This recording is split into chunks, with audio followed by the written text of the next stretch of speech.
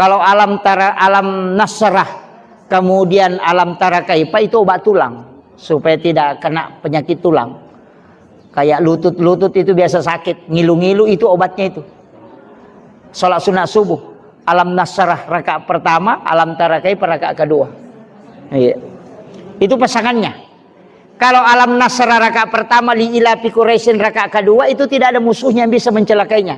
Kalau qul ya ayyuhal kafirun rakaat pertama, rakaat kedua surah Al-Ikhlas 3 kali, itu seperti bersedekah emas seperti bumi besarnya. Itu ada di kitab Hasinatul Asrar.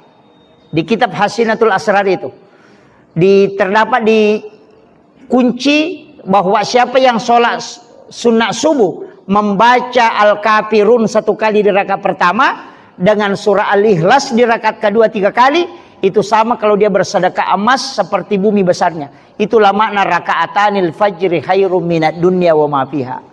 Itu. Jadi makanya kalau saya itu kadang ambil semua, Bu. Rakaat pertama saya baca Al-Insyirah, baru kuliah Al Kafirun. Nanti rakaat kedua alam tara kaifa li ila fi Quraisyin, baru surah Al-Ikhlas 3 kali. Dapat semua itu. Jadi digabung toh. Itu. Tapi enggak ambil aja sembarang, kita mau ambil yang mana.